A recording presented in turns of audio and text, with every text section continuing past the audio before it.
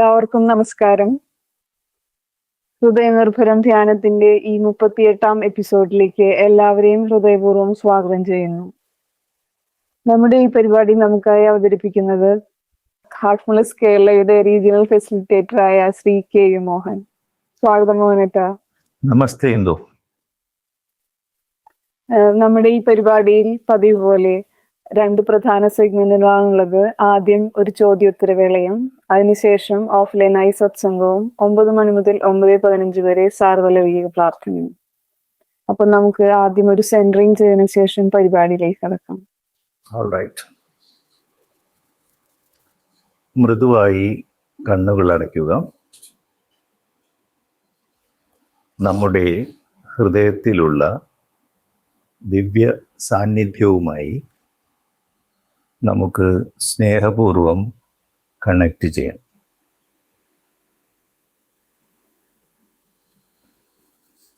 ഇനി ഈ ഒത്തുചേരലിൽ പങ്കെടുക്കുന്ന എല്ലാവരുടെയും ഹൃദയവുമായി നമുക്ക് സ്നേഹപൂർവം കണക്ട് ചെയ്യാം.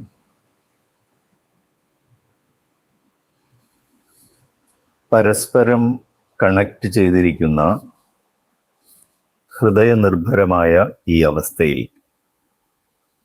നമുക്ക് ഒരു പ്രാർത്ഥന ചെയ്യാം.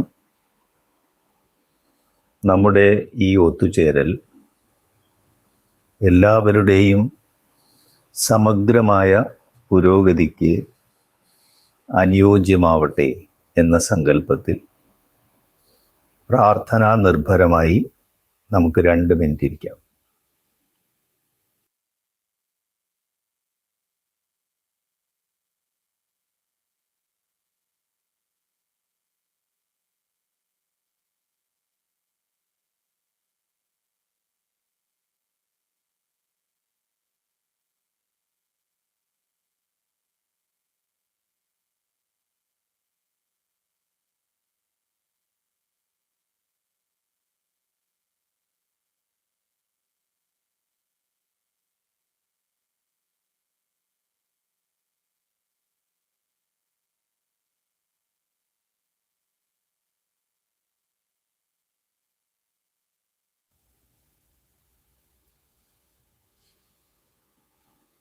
ഓക്കെ, നന്ദി മോഹനേട്ട. ഇനി നമുക്ക് ഈ ആഴ്ചയിലെ ചോദ്യത്തിലേക്ക് കടക്കാം. നമ്മൾ 36-ാം എപ്പിസോഡിൽ 10 പ്രമാണങ്ങളുടെ 1 മുതൽ 5 വരെയുള്ള പ്രമാണങ്ങളെ കുറിച്ചാണല്ലോ മോഹനേട്ടൻ ഒന്ന് സംസാരിച്ചത്.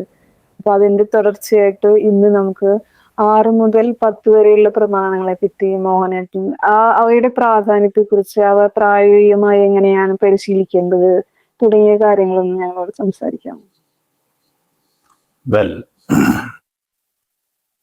നമ്മുടെ ഹൃദയപൂർവമായിട്ടുള്ള ജീവിത രീതിക്ക് ബാബുജി മഹാരാജ് നിർദ്ദേശിച്ച ഈ 10 നിർദ്ദേശങ്ങളെക്കുറിച്ച് കൂടുതൽ ആഴത്തിൽ അറിയാനും ജീവിതത്തിൽ പ്രായോഗികമാക്കാനും നമ്മുടെ ഹാർട്ട്ഫുൾനെസ്സിലെ സാധകർ കൂടുതൽ താല്പര്യം കാണിക്കുന്നു എന്നത് ഒരുപാട് വാട്സപ്പ് മെസ്സേജുകളിലൂടെ നമുക്കറിയാൻ കഴിഞ്ഞു. അതിൽ വളരെ സന്തോഷം.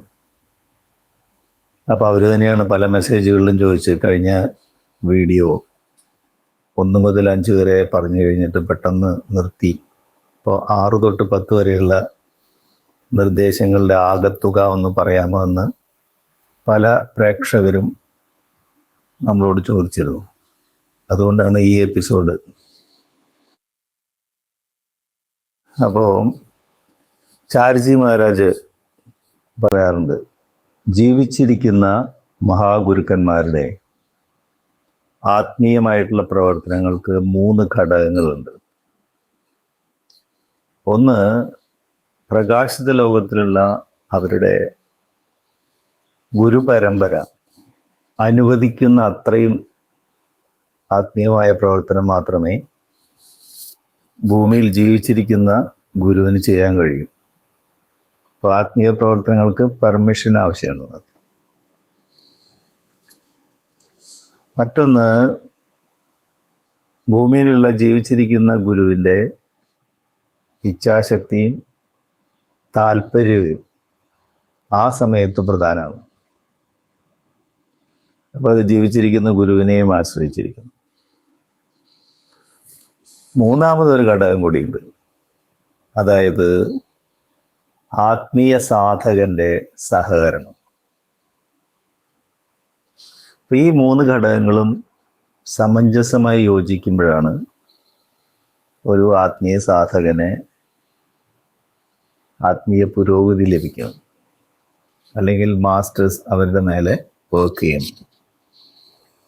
അപ്പോൾ ആത്മീയ സാധകന്റെ സഹകരണം എന്താണ് എന്നുള്ള ചോദ്യത്തിന് അദ്ദേഹം പറഞ്ഞത് 10 നിർദ്ദേശങ്ങളുടെ അടിസ്ഥാനത്തിൽ ജീവിതം രൂപപ്പെടുത്തി നമ്മുടെ സ്വഭാവം രൂപീകരിക്കുക എന്നതാണ് സഹകരണം എന്നതുകൊണ്ട് ഉദ്ദേശിക്കുന്നത്. നമുക്കറിയാം ഹാർട്ട്ഫുൾനെസ്സിലെ എന്താണ് ഹാർട്ട്ഫുൾനെസ് എന്നുള്ളത് 3 വാചകങ്ങൾ പറയാൻ പറഞ്ഞാൽ നമുക്കറിയാം: correct understanding, right thinking, honest approach to life. ശരിയായ രീതിയിൽ കാര്യങ്ങൾ ഗ്രഹിക്കുക, ശരിയായ രീതിയിൽ ചിന്ത, ജീവിതത്തിനോട് സത്യസന്ധമായ സമീപനം. ഇതാണ് 3 കാര്യങ്ങൾ. അപ്പൊ അതിൽ ജീവിതത്തിനോടുള്ള സത്യസന്ധമായ സമീപനമാണ് ഈ 10 നിർദ്ദേശങ്ങളിലൂടെ നമ്മൾ ആർജിക്കുന്നത്. നമുക്കറിയാം 10 നിർദ്ദേശങ്ങളെ നമ്മൾ സൂക്ഷ്മമായിട്ട് പരിശോധിച്ചു കഴിഞ്ഞാൽ അതിൽ 5 ഘടകങ്ങളായിട്ട് നമുക്ക് അതിനെ തിരിക്കാൻ കഴിയും. ആദ്യത്തെ 3 നിർദ്ദേശങ്ങൾ, 1, 2, 3, ആത്മീയ സാധന എപ്പോൾ, എങ്ങനെ, ഏത് മനോഭാവത്തിൽ ചെയ്യണം എന്ന് പറയും. അതായത് നമ്മുടെ ഉറവിടവുമായിട്ടുള്ള ബന്ധം പുനഃസ്ഥാപിക്കുക എന്നർത്ഥം. എന്നുവെച്ചാൽ ഹൃദയവുമായിട്ടുള്ള ബന്ധം നമ്മൾ പുനഃസ്ഥാപിക്കും. 4ഉം 5ഉം നിർദ്ദേശങ്ങൾ നോക്കിക്കഴിഞ്ഞാൽ ഈ ഉറവിടം എന്ന് പറയുന്നത് എല്ലാ മൂല്യങ്ങളുടെയും ഉറവിടമാണ്. അപ്പോൾ ബന്ധം പുനഃസ്ഥാപിക്കുമ്പോൾ ഈ മൂല്യങ്ങൾ ഉണരും. ആ മൂല്യങ്ങളെ കുറിച്ചാണ് 4ഉം 5ഉം നിർദ്ദേശങ്ങൾ പറയുന്നത്. എന്തൊക്കെയാണത്? ലാളിത്യം, പരിശുദ്ധി, സത്യസന്ധത. ഇതാണ് 4ഉം 5ഉം നിർദ്ദേശങ്ങൾ. ഇനി 6ഉം 7ഉം 8ഉം നിർദ്ദേശങ്ങളിലേക്ക് വന്നാൽ ഈ മൂല്യങ്ങൾ ഉൾക്കൊണ്ടുകൊണ്ട് ബാഹ്യലോകവുമായി, നമ്മുടെ ചുറ്റുമുള്ളവരുമായിട്ട്, സകല ചരാചരങ്ങളുമായിട്ട് നമ്മൾ എങ്ങനെ വ്യവഹാരം നടത്തുന്നു, എങ്ങനെ പെരുമാറുന്നു എന്നുള്ളതാണ്. അപ്പോൾ എങ്ങനെയൊക്കെയത്? സാഹോദര്യം, പ്രതികാര ബുദ്ധി ഇല്ലാതിരിക്കുക, സാത്വിക ബോധത്തോടെ ആർജിക്കുക ആഹാരം. ഇതാണ് 6ഉം 7ഉം 8ഉം നിർദ്ദേശം. ഇനി 9ാമത്തെ നിർദ്ദേശത്തിലേക്ക് വന്നാൽ 1 മുതൽ 8 വരെയുള്ള നിർദ്ദേശങ്ങൾ നമ്മൾ ജീവിതത്തിൽ പ്രാവർത്തികമാക്കുമ്പോൾ ബോധപൂർവം നമ്മൾ മറ്റുള്ളവർക്ക് ഒരു മാതൃകയായി മാറും. അപ്പോൾ ഒരു കോൺഷ്യസ് ലീഡർഷിപ്പാണ് 9ാമത്തെ നിർദ്ദേശം. ഇനി 10ാമത്തെ നിർദ്ദേശത്തിലേക്ക് വന്നാൽ തുടർച്ചയായിട്ടുള്ള നമ്മുടെ നില മെച്ചപ്പെടുത്തേണ്ട ആവശ്യകത, കണ്ടിന്യൂസ് ഇംപ്രൂവ്മെന്റ്. അതിനെന്താ ചെയ്യുക? നമ്മൾ ആത്മപരിശോധന ചെയ്യണം. നമുക്ക് തെറ്റുപറ്റിയിട്ടുണ്ടെങ്കിൽ അതിൽ പശ്ചാത്തപിച്ച് അത് ആവർത്തിക്കുകയില്ലെന്ന് ഉറപ്പുവരുത്തി ശരണാഗതനായി മാപ്പിരക്കുന്നു. അതിനുശേഷം നമ്മൾ പ്രാർത്ഥനാ ധ്യാനത്തിലേക്ക് പ്രവേശിക്കും. അപ്പോൾ ഒരു കംപ്ലീറ്റ് ലൈഫ് മാനേജ്മെന്റ് സിസ്റ്റമാണ് ഈ 10 നിർദ്ദേശങ്ങളിലൂടെ ബാബുജി മഹാരാജ് മാനവരാശിക്ക് വിഭാവനം ചെയ്യുന്നു. ഇതിൽ ആദ്യത്തെ 1 മുതൽ 5 വരെയുള്ള നിർദ്ദേശങ്ങളെ നമ്മൾ വിശദമായിട്ടും പറഞ്ഞു. 6 മുതൽ 10 വരെയുള്ള നിർദ്ദേശങ്ങളുടെ ആകത്തുക നമുക്ക് ഇന്ന് ചർച്ച ചെയ്യാം.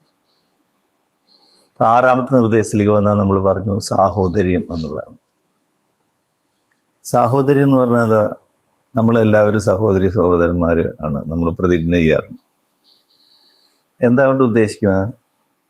നമുക്ക് എല്ലാവർക്കും ഒരേ പൈതൃകം ഉണ്ടെന്ന്. നമ്മൾ ഒരേ അച്ഛനമ്മമാരുടെ മക്കളെയാണ് സഹോദരി സഹോദരന്മാരെന്ന് പറയും. വിപുലമായിട്ടുള്ള അർത്ഥത്തിൽ ഈശ്വരൻ എന്ന് പറയുന്നത് നമ്മുടെ പരംപിതാവാണ്. അപ്പം നമുക്കൊരു പൊതുവായ പൈതൃകമുണ്ട്. അതാണ് സാഹോദര്യം എന്നുള്ളത് ഉദ്ദേശിക്കുന്നത്. ഇത് നമ്മൾ ബോധപൂർവം നമ്മൾ പ്രാവർത്തികമാക്കേണ്ടതുണ്ട്. ഉദാഹരണത്തിന് നമ്മളൊരു മരത്തിനെ ശ്രദ്ധിച്ചു കഴിഞ്ഞാൽ അതിൻ്റെ തടി, ചില്ലകൾ, ഇലകൾ, പൂക്കൾ, കായകളൊക്കെ ഇങ്ങനെ വിടർന്നു നിൽക്കുന്ന ഒരു വലിയ മരം. ഇത് കണ്ടു കഴിഞ്ഞാൽ ഇതിന് എല്ലാത്തിനും പോഷണം കൊടുക്കുന്ന ഇതിൻ്റെ വേര് നമുക്ക് കാണാൻ കഴിയില്ല, ഭൂമിയുടെ അടിയിലാണ്. ഒരു മരം വിനയത്തിൻ്റെ ഏറ്റവും വലിയൊരു ഉദാഹരണമാണ്. ഈ എല്ലാ പ്രകടമായിട്ടുള്ള എല്ലാ ഭാഗങ്ങളെയും പരിപോഷിപ്പിക്കുന്ന വേരുകൾ പ്രകടമാവുന്നില്ല. ഇനിയിപ്പോൾ ഇതിൻ്റെ തടി പറയാണ്, ഞാനാണ് ഇതിനെല്ലാം താങ്ങി നിർത്തുന്നത്, അതുകൊണ്ട് എനിക്ക് കൂടുതൽ പോഷണം ആവശ്യമുണ്ട്. ചില്ലകൾ പറയാണ്, ഞാനാണ് ഈ പൂക്കളെയും പഴങ്ങളെയൊക്കെ താങ്ങി നിർത്തുന്നത്, അതുകൊണ്ട് എനിക്കാണ് പോഷണം കൂടുതൽ വേണ്ടത്. പൂക്കൾ പറയാണ്, ഞാൻ വിടർന്നു നിൽക്കുന്നതുകൊണ്ടാണ് വണ്ടുകൾ വന്ന് ഇത് കായകളായിട്ട് മാറുന്നത്. ഫലങ്ങൾ പറയാം, ഫലങ്ങൾക്ക് വേണ്ടിയിട്ടാണ് ആളുകൾ എന്നെ സമീപിക്കുന്നത്, അപ്പം അതുകൊണ്ട് ഏറ്റവും പ്രധാനപ്പെട്ടത് ഞാനാണ്, അതുകൊണ്ട് എനിക്കാണ് കൂടുതൽ പോഷണം വേണ്ടതെന്ന് പറഞ്ഞു കഴിഞ്ഞാൽ ഇതെല്ലാം ബോധത്തിൻ്റെ വ്യത്യസ്തമായ തലങ്ങളാണ്. നമ്മൾ സാധാരണ പ്രകടമായിട്ടുള്ള വൈചിത്ര്യങ്ങൾ പോലെ, പക്ഷെ ഇതിനെല്ലാം പോഷണം കൊടുക്കുന്നത് വേരുകളാണ്. അപ്പോൾ നമ്മളെല്ലാം വ്യത്യസ്തമായ രീതിയിൽ ബാഹ്യമായി പ്രകടമാകും, പക്ഷേ ആന്തരികമായി നമ്മൾ ഈശ്വരൻ എന്നുള്ള ഏകത്വവുമായി കണക്ട് ചെയ്തിരിക്കുന്നു. ഒരു സമുദ്രത്തിലെ തിരമാലകളെ പോലെ തിരമാലകൾ പരസ്പരം മത്സരിക്കുകയാണെങ്കിലോ, തിരമാലകളിലുള്ള എന്താണ്? വെള്ളം.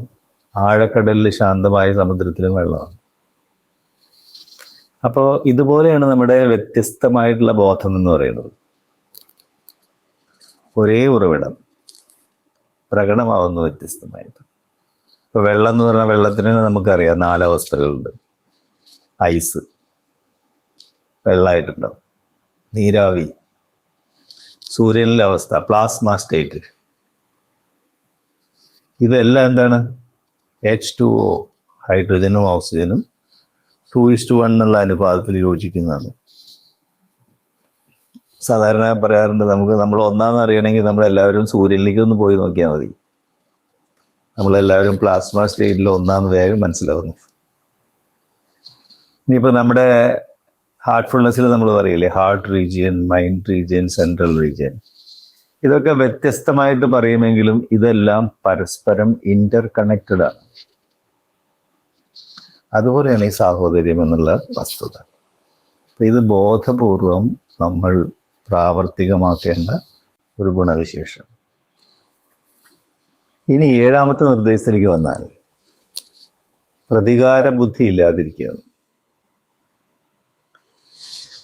എപ്പോഴാണ് ഇനി പ്രതികാര ബുദ്ധി ഉണ്ടാവുക എന്ന് ആലോചിച്ച് നോക്കൂ. നമ്മളെ ചുറ്റുമുള്ള ആളുകളായിട്ട് ഇടപെടുമ്പോൾ പലരുടെയും പെരുമാറ്റവും അതുപോലെ വാക്കുകളും പ്രവൃത്തികളും നമ്മളിൽ ഇഷ്ടാനിഷ്ടങ്ങൾ ഉണ്ടാക്കും. ഈ അനിഷ്ടം കൂടിക്കൂടി വരുമ്പോൾ എന്ത് സംഭവിക്കും?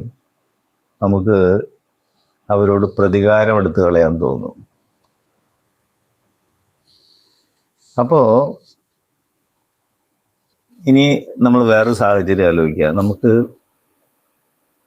ഒരാളോട് പ്രതികാര ബുദ്ധിയുള്ള ഒരവസ്ഥ ഒന്ന് നമ്മൾ സങ്കല്പിച്ചോ.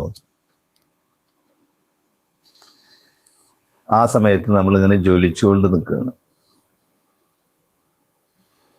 അപ്പോൾ ഈ സമയത്ത് നമ്മളൊരു ശാസ്ത്രജ്ഞനെ സമീപിച്ച് നമ്മുടെ കോർട്ടിസോൾ ലെവൽ എങ്ങനെയുണ്ട്, അഡ്രിനാലിൻ എങ്ങനെയുണ്ട്, നമ്മളെ BP എങ്ങനെയുണ്ട്, നമ്മുടെ സ്ട്രെസ് ലെവൽ എങ്ങനെയുണ്ട് നോക്കിക്കഴിഞ്ഞാൽ എല്ലാം വളരെ ഹൈ ആയിരിക്കും നമുക്കറിയാം.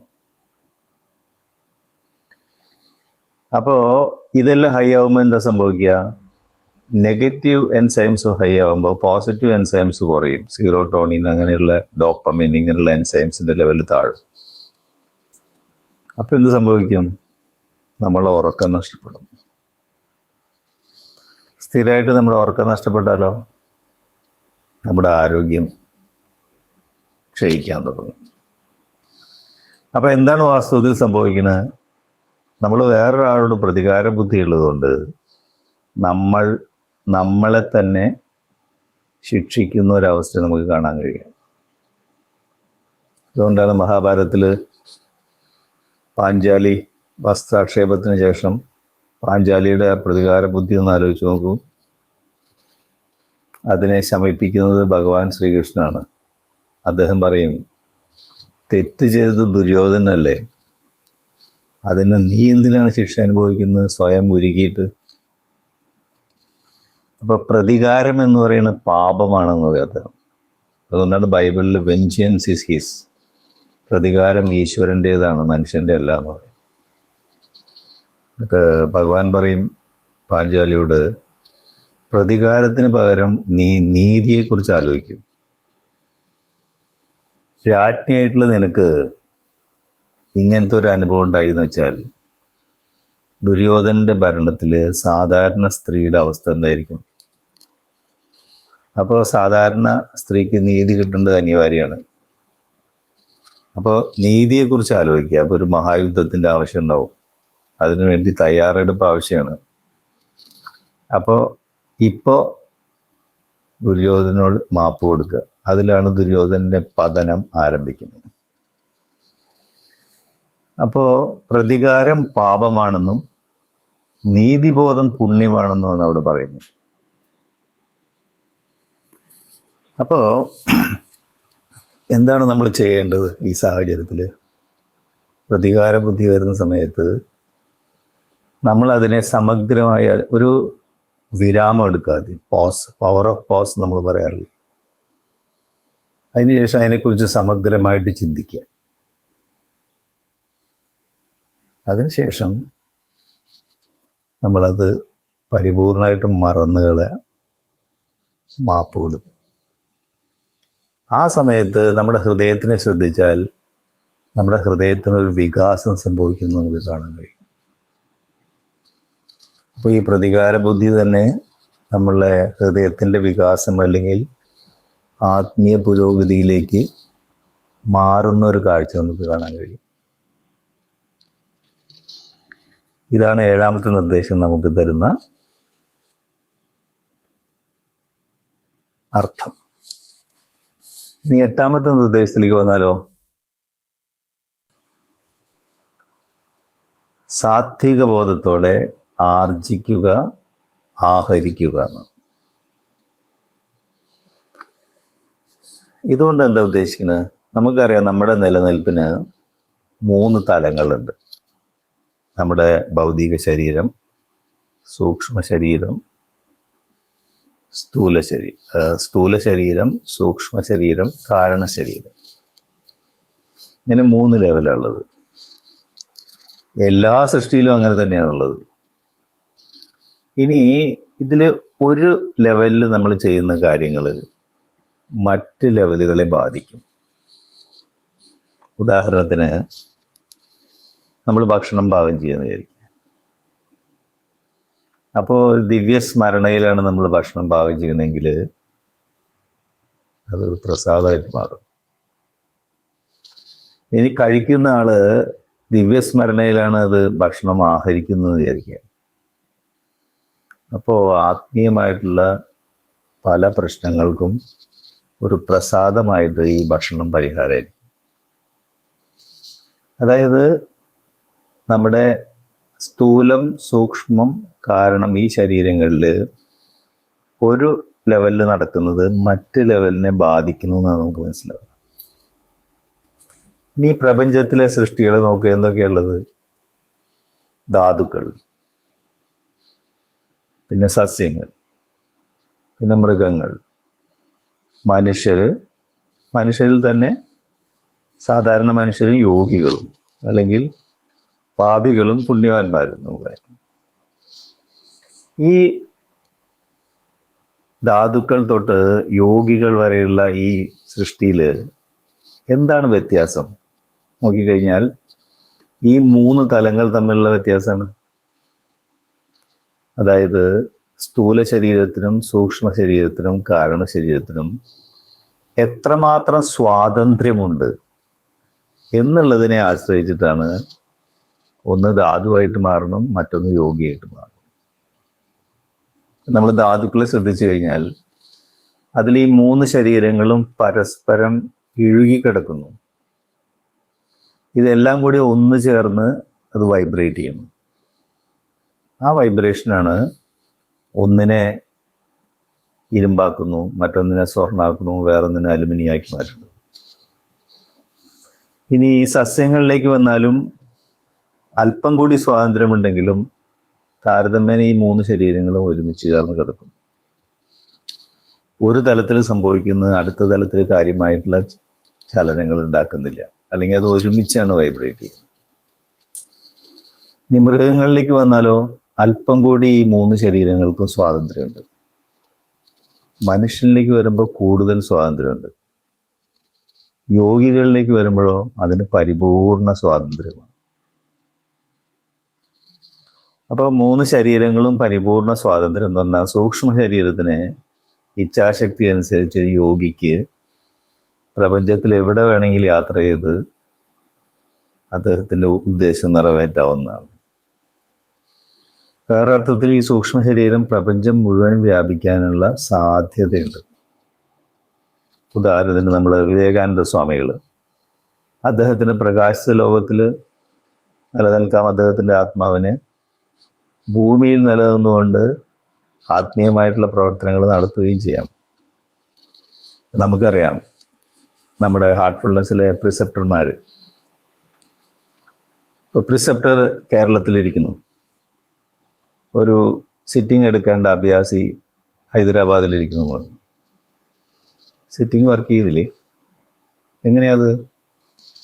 പ്രിസെപ്റ്ററുടെ സൂക്ഷ്മ ശരീരം പ്രിസെപ്റ്ററുടെ ഇച്ഛാശക്തി കൊണ്ട് യാത്ര ചെയ്ത് ഈ ആധ്യാത്മിക സാധകന്റെ അടുത്ത് പോയി ഈ ആത്മീയ പ്രവർത്തനം കംപ്ലീറ്റ് ആക്കി തിരിച്ചു വരുന്നു. അപ്പോൾ ഹാർട്ട്ഫുൾനെസ്സിലെ ഒരു സാധാരണ പ്രിസെപ്റ്റർക്ക് വരെ സൂക്ഷ്മ ശരീരത്തിന് സ്വാതന്ത്ര്യം മാസ്റ്റർ നൽകിയിരിക്കുന്നു എന്നല്ലേ കാണിക്കുന്നത്. അപ്പം അങ്ങനെ ഈ 3 ശരീരങ്ങൾക്കും പരിപൂർണ സ്വാതന്ത്ര്യമുള്ള ഒരു യോഗി, ഒരു വസിഷ്ഠ മഹർഷി എന്ന് വിചാരിക്കുക. അദ്ദേഹത്തിന് നമുക്ക് കൊന്നു ഭക്ഷിക്കാൻ പറ്റുമോ? നമുക്ക് ആലോചിക്കാൻ പോലും പറ്റില്ല. മൃഗങ്ങൾ പോലും ചെയ്യില്ല. കാട്ടിലൊക്കെ മഹർഷിമാർ തപസ് ചെയ്യുമ്പോൾ സിംഹങ്ങളൊക്കെ അടുത്ത് കൂടെ പോയി അതിൻ്റെ മേലെ ഒരഞ്ഞിട്ട് പോകും, പക്ഷെ അതിനെ കഴിക്കില്ല. ആ ആത്മീയ പ്രഭാവം മൃഗങ്ങൾക്ക് പോലും മനസ്സിലാവുന്നർത്ഥം. അപ്പോൾ നമുക്കറിയാം ജീസസ് ക്രൈസ്റ്റിനെ, അദ്ദേഹത്തിനെ ക്രൂശിച്ച സമയത്ത് പ്രകൃതിയിൽ ഭൂകമ്പം, പേമാരി, അങ്ങനെ പലതരത്തിലുള്ള പ്രകൃതിക്ഷോഭങ്ങളുണ്ടായി. എന്താ അതിന് കാരണം? അദ്ദേഹത്തിൻ്റെ സൂക്ഷ്മ ശരീരം പ്രപഞ്ചം മുഴുവൻ വ്യാപിച്ചിരിക്കുന്നു. അപ്പം ആ വേദന പ്രപഞ്ചം മുഴുവൻ പ്രതിഫലിക്കുകയാണ്. അപ്പോൾ നമ്മളുടെ നിലനിൽപ്പിന് വേണ്ടി നമ്മൾ എന്തെങ്കിലും ആഹാരമാക്കേണ്ടതുണ്ട്. അപ്പോൾ എന്തിനായിരിക്കണം നമ്മൾ വിവേകപൂർവ്വം ആഹാരമാക്കേണ്ടത്? ഈ സൂക്ഷ്മ ശരീരങ്ങൾക്ക് പരസ്പരം സ്വാതന്ത്ര്യമില്ലാത്ത സസ്യങ്ങളെയാണ് നമ്മൾ ആഹാരമാക്കേണ്ടത്. നമുക്ക് വിവേകത്തോടെ ചിന്തിച്ചാൽ നമുക്ക് മനസ്സിലാവും. ഇനി ഇത് വെജിറ്റേറിയൻ നോൺ വെജിറ്റേറിയൻ എന്നുള്ള കാര്യങ്ങളെക്കുറിച്ച് പറയുന്നു. ഇവിടെ ബാബുജിമാർ സാത്വിക ബോധത്തോടെ ആർജിക്കുന്നതിനെ കുറിച്ച് പറയുന്നു. നമ്മൾ പണം സമ്പാദിക്കുന്നതിനെ കുറിച്ച്, ജീവിക്കാൻ വേണ്ടി. അദ്ദേഹം പറയുന്നത് നമ്മൾ പലതരത്തിലുള്ള ജോലികൾ ചെയ്യുന്നു, പണം സമ്പാദിക്കും. എല്ലാ ജോലികൾക്കും സേവനത്തിൻ്റെതായിട്ടുള്ള ഒരു ബാക്ക്ഗ്രൗണ്ട് ഉണ്ട്. എല്ലാത്തിലും സേവനമുണ്ട്. ഉദാഹരണത്തിന് നമ്മളൊരു വക്കീലെന്ന് വിചാരിക്കുക, നമ്മൾ നിയമത്തിൻ്റെ സേവനം കൊടുക്കണം. നമ്മളൊരു അധ്യാപകനെന്ന് വിചാരിക്കുക, നമ്മൾ വിദ്യ സേവനമായിട്ട് കൊടുക്കുന്നു. ഇനി ശാരീരിക അധ്വാനാണെങ്കിലോ ശരീരം കൊണ്ട് നമ്മൾ സേവിക്കുന്നു. അപ്പോൾ ഈ സേവനം എന്നുള്ള ഒരു അടിത്തറ എല്ലാ ജോലിക്കും ഉണ്ടാകുകയാണെങ്കിൽ അത് നമ്മളിൽ മുദ്രകൾ ഉണ്ടാക്കില്ല. അപ്പം എങ്ങനെയായിരിക്കണം നമ്മളത് ചെയ്യേണ്ടത്? നമ്മുടെ സേവനം സാത്വിക ബോധത്തോടുകൂടി ചെയ്യണം. അതായത് ഹൃദയത്തിലുള്ള പരിശുദ്ധിയുമായി കണക്ട് ചെയ്ത് നിരന്തര സ്മരണയിലാണ് നമ്മൾ ജോലി ചെയ്യേണ്ടതും ആർജിക്കേണ്ടതും പൈസ. എന്തെങ്കിലുമൊക്കെ ചെയ്ത് നമ്മൾ പണം ഉണ്ടാക്കി നമ്മുടെ കുടുംബത്തിനെ നല്ല രീതിയിൽ ജീവിക്കണം എന്ന് വിചാരിക്കുമ്പോൾ ഈ വൈബ്രേഷൻസ് അടുത്ത തലമുറയെ ബാധിക്കുന്നു. അപ്പോൾ ധാർമ്മികമായിട്ട് ആർജിക്കുക, ആഹരിക്കുക, സാത്വിക ബോധത്തോടെയുള്ള സേവനത്തിൽ നിന്ന് ആർജിക്കുക എന്നുള്ള മഹത്തായ ഒരർത്ഥം. ഇപ്പോൾ പ്രഥമ ദൃഷ്ടിയ നോക്കുമ്പോൾ വെജിറ്റേറിയൻ നോൺ വെജിറ്റേറിയൻ ഭക്ഷണ രീതിയെക്കുറിച്ച് നമുക്ക് ആണ് ഇത് പറയുന്നത് തോന്നുമെങ്കിലും യഥാർത്ഥത്തിൽ ജീവിത ലക്ഷ്യത്തിനോട് ബന്ധപ്പെട്ടൊരു വസ്തുതയാണ് ബാബുജി മഹാരാജ് ഇവിടെ വ്യക്തമാക്കുന്നത്. അതാണ് 8ാമത്തെ നിർദ്ദേശം. ഇനി 9ാമത്തെ നിർദ്ദേശത്തിലേക്ക് വന്നാലോ? നമ്മൾ പറഞ്ഞു 1 മുതൽ 8 വരെയുള്ള നിർദ്ദേശങ്ങൾ നമ്മൾ ജീവിതത്തിൽ പാലിക്കുമ്പോൾ ബോധപൂർവം നമ്മളൊരു മാതൃകയായി മാറും. അപ്പോൾ നമ്മൾ മറ്റുള്ളവർക്കൊരു മാതൃകയായി മാറുന്നത് മറ്റുള്ളവർ നമ്മളിലേക്ക് ആകർഷിക്കപ്പെടുന്നു. ബാബുജി മഹാരാജ് പറയുന്നത് മറ്റുള്ളവർ മാത്രമല്ല നമ്മളിലേക്ക് ആകർഷിക്കപ്പെടുന്നത്, ഈശ്വരനും നമ്മിലേക്ക് ആകർഷിക്കപ്പെടുന്നു. ഇത്തരം ഹൃദയത്തിൽ സ്ഥിരപ്രതിഷ്ഠ നേടാൻ ഈശ്വരൻ ആഗ്രഹിക്കുന്നു. ദാദാജി മഹാരാജ് വേറെ തരത്തിലാണ് പറയുന്നത്. അതായത് ഒരാളിൽ അഹം എന്നുള്ള ബോധം കംപ്ലീറ്റ് ആയിട്ട് അസ്തമിക്കുമ്പോഴാണ് ഈശ്വരൻ ആ വ്യക്തിയെ ഈശ്വരൻ്റെ ഒരു ഒന്നാന്തര ഉപകരണമാക്കുന്നു. ഒരാൾക്ക് ലഭിക്കാവുന്ന ഏറ്റവും ഉന്നതമായിട്ടുള്ള ആധ്യാത്മിക നില എന്താണെന്ന് ചോദിച്ചാൽ അത് ഇതാണ് എന്നാണ് ലാലാജി മഹാരാജ് പറയുന്നത്.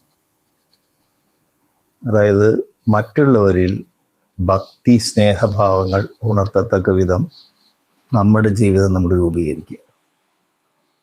അതാണ് 9ാമത്തെ നിർദ്ദേശത്തിൻ്റെ ആകത്തുക. ഇനി അവസാനത്തെ നിർദ്ദേശമായിട്ടുള്ള 10ാമത്തെ നിർദ്ദേശത്തിലേക്ക് വന്നാൽ നമ്മൾ പറഞ്ഞു തുടർച്ചയായിട്ടുള്ള ഇംപ്രൂവ്മെൻ്റ് ആണ്, ആത്മപരിശോധന. തെറ്റ് പറ്റിയിട്ടുണ്ടെങ്കിൽ നമ്മൾ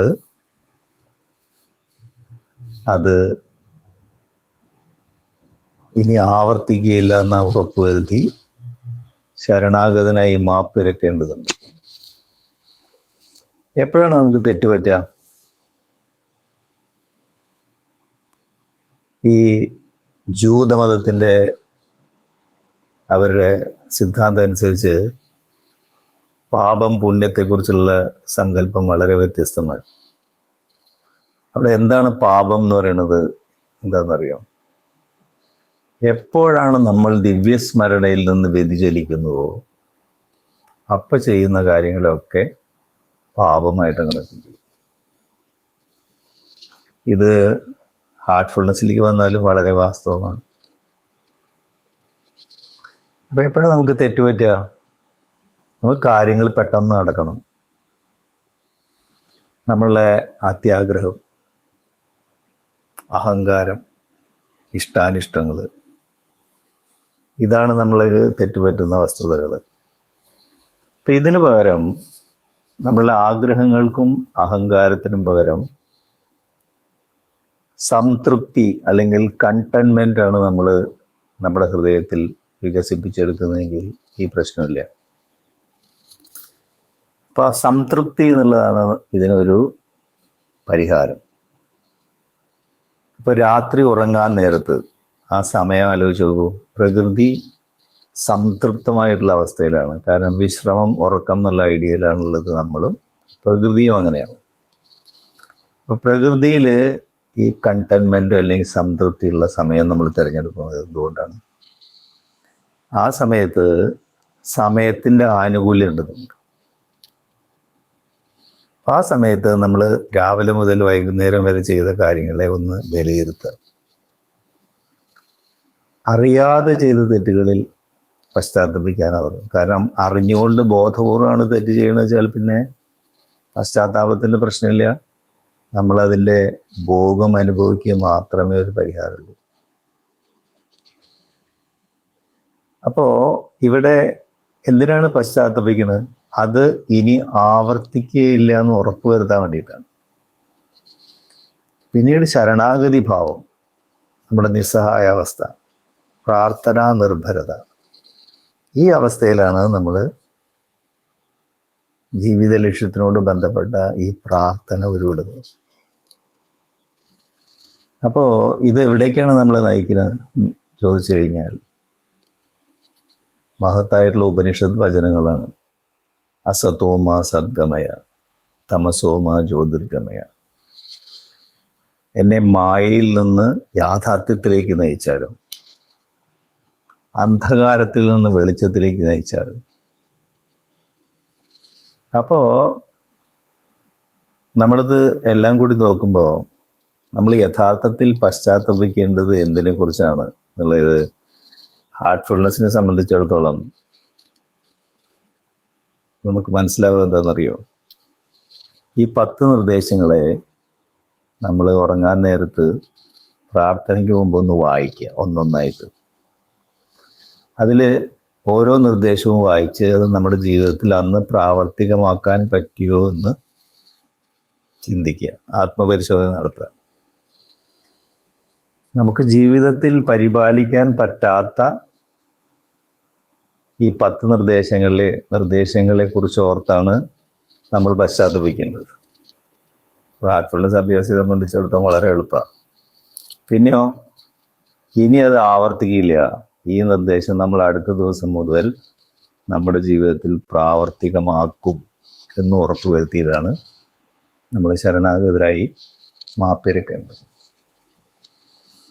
ഇനി ഈ 10 നിർദ്ദേശങ്ങൾ നമ്മുടെ ജീവിതത്തിൽ പാലിക്കാൻ ഹാർട്ട്ഫുൾനെസ്സിലെ എല്ലാ പരിശീലനങ്ങളും നമ്മളെ സഹായിക്കുമെങ്കിലും പ്രത്യേകമായിട്ട് നമ്മൾ ശ്രദ്ധിക്കേണ്ടത് നമ്മുടെ സി പോയിന്റിനെ പ്രൊട്ടക്റ്റ് ചെയ്യണം. നമ്മൾ പലപ്പോഴും പറഞ്ഞിട്ടുണ്ട്. അതിനെന്താണ് വഴി? നിരന്തര സ്മരണ. നിരന്തര സ്മരണയും അതുപോലെ എ പോയിന്റ് മെഡിറ്റേഷനും ബി പോയിന്റ് ക്ലീനിങ്ങും മൊത്തത്തിൽ ഈ 10 നിർദ്ദേശങ്ങളെ നമ്മുടെ ജീവിതത്തിൽ പരിപാലിക്കാൻ പ്രത്യേകം നമ്മളെ സഹായിക്കും. അപ്പോൾ ഈ 10 നിർദ്ദേശങ്ങൾ നമ്മുടെ ജീവിതത്തിൽ കൊണ്ടുവന്ന് ബാപ്പുജി മഹാരാജ് അതിനെ ഒരു ആധ്യാത്മിക സാധകൻ ഗുരുവുമായി സഹകരിക്കാൻ വേണ്ടിയിട്ടുള്ള ഒരു ബെഞ്ച് മാർക്കായിട്ടാണ് പറയുന്നത്. അപ്പോൾ ഈ 10 നിർദ്ദേശങ്ങൾ നമ്മൾ ജീവിതത്തിൽ പാലിക്കുന്നത് നമുക്ക് കാണാം. നമ്മൾ ധ്യാനത്തിൽ ആഴത്തിൽ പോകുന്നതായിട്ട്. അപ്പോൾ നമ്മൾ ആഴത്തിൽ ധ്യാനിക്കുന്ന സമയത്ത് 10 നിർദ്ദേശങ്ങൾ നമ്മുടെ ജീവിതത്തിൽ പരിപാലിക്കുന്നതായിട്ടും 10 നിർദ്ദേശങ്ങൾ നമ്മൾ പരിപാലിക്കുമ്പോൾ ആഴത്തിൽ നമ്മൾ ധ്യാനത്തിൽ പോകുന്നതായിട്ടും പരസ്പര പൂരകങ്ങളായിട്ട് നമുക്ക് കാണാൻ കഴിയും. ഈ നിർദ്ദേശങ്ങൾ പ്രാവർത്തികമാക്കാനുള്ള വിവേകം തന്ന് അദ്ദേഹം നമ്മെ അനുഗ്രഹിക്കട്ടെ. Thank you. നമസ്കാരം. വളരെയധികം നന്ദി മോനിക്ക. എനിക്ക് തോന്നുന്നു അവസാനം പറഞ്ഞ ആ ഒരു വാചകം ഉണ്ടല്ലോ, ഈ 10 നിർദ്ദേശങ്ങൾ പാലിക്കുമ്പോൾ നമ്മൾ ആഴത്തിൽ പോകുന്നെന്നും അതേസമയം ആഴത്തിൽ പോകുമ്പോൾ നമ്മൾ ഓട്ടോമാറ്റിക്കായിട്ട് ഈ 10 നിർദ്ദേശങ്ങൾ പാലിക്കപ്പെടും. അത് വളരെയധികം ഹൃദ്യമായി തോന്നി. അതേസമയം ഈ 10 നിർദ്ദേശങ്ങളെ 5 ഭാഗങ്ങളായി, അതായത് ആദ്യത്തെ 1 മുതൽ 3 വരെയുള്ളത് സാധന, 4ഉം 5ഉം നമ്മുടെ മൂല്യങ്ങൾ, 6, 7, 8 നമ്മുടെ വ്യവഹാരം, മറ്റുള്ളവരോടുള്ള പെരുമാറ്റം, പിന്നെ 9ാമത്തെ എന്താണ് കോൺഷ്യസ് ലീഡർഷിപ്പ്, അത് ഒപ്പം 10ാമത്തെ കണ്ടിന്യൂസ് ഇംപ്രൂവ്മെന്റ്. അപ്പോ ഇതൊരു ഫുൾ അതെങ്ങനെയാണ് പാലിക്കേണ്ടതെന്നും അവസാനം പറഞ്ഞത് വളരെയധികം നന്നായി തോന്നി. നമുക്ക് എല്ലാവർക്കും എനിക്ക് തോന്നുന്നു അത് കുറച്ച് ദിവസമെങ്കിലും അത് പരിശീലിച്ച് തന്നെ നമ്മൾ അത് അനുഭവിച്ചറിയണം. അപ്പോൾ ഈ എപ്പിസോഡ് കാണുന്നവർ എല്ലാവരും അത് സ്വന്തം ജീവിതത്തിൽ പ്രാവർത്തികമാക്കുമെന്നും ഈ ഒരു ഇൻസ്പിറേഷൻ ഉൾക്കൊണ്ടുകൊണ്ട് സാധനയിൽ മുന്നോട്ട് പോകുമെന്ന് വിശ്വസിക്കുന്നു. വളരെയധികം നന്ദി മോനത്ത. ഇനി നമുക്ക് സത്സംഗത്തിലേക്ക് കടക്കാം. അതിനു മുമ്പായിട്ട് പുതുതായി ആരെങ്കിലും ഉണ്ടെങ്കിൽ അവർക്കായി ധ്യാനിക്കേണ്ടത് എങ്ങനെയാണെന്ന് ഒരിക്കൽ കൂടി പറയാം. നമ്മൾ എവിടെയായിരുന്നാലും സ്വസ്ഥമായിരുന്ന് കണ്ണുകളടച്ച് എന്റെ ഹൃദയത്തിൽ ദിവ്യപ്രകാശത്തിന്റെ ഒരു സ്രോതസ് ഉണ്ടെന്നും അത് എന്നെ ഉള്ളിലേക്ക് ആകർഷിക്കുന്നുവെന്നും സങ്കല്പിച്ചുകൊണ്ട് നമ്മൾ ധ്യാനം ആരംഭിക്കുന്നു. ആ സമയത്ത് മറ്റു ചിന്തകൾ വരികയാണെങ്കിൽ സ്വയം ഓർമ്മിപ്പിക്കുക, ഞാൻ എൻ്റെ ഹൃദയത്തിലെ ദിവ്യപ്രകാശത്തിന്റെ ഉറവിടത്തിൽ ധ്യാനിക്കുകയാണ്. ഉള്ളിൽ സ്നേഹഭാവവും സാക്ഷിഭാവവും കാത്തു സൂക്ഷിക്കുക. ഇനി 9 മണി മുതൽ 9:15 വരെ സാർവലക പ്രാർത്ഥന. ലോകത്തെല്ലാവരിലും സ്നേഹവും ഭക്തിയും വിശ്വാസവും സാഹോദര്യവും നിറയുന്നു എന്ന് സങ്കല്പിച്ചുകൊണ്ട് നമ്മൾ 15 മിനിറ്റ് ധ്യാനിക്കുന്നു. അപ്പോൾ നമുക്ക് 9 മണി വരെ ധ്യാനിക്കാം സത്സംഗം. അതിനുശേഷം 9 മുതൽ 9:15 വരെ സാർവലൗകിക പ്രാർത്ഥന. ഈ സമയത്ത് നമ്മൾ യൂട്യൂബ് ഡിസ്കണക്ട് ചെയ്യാണ്. Thank you. നമസ്കാരം.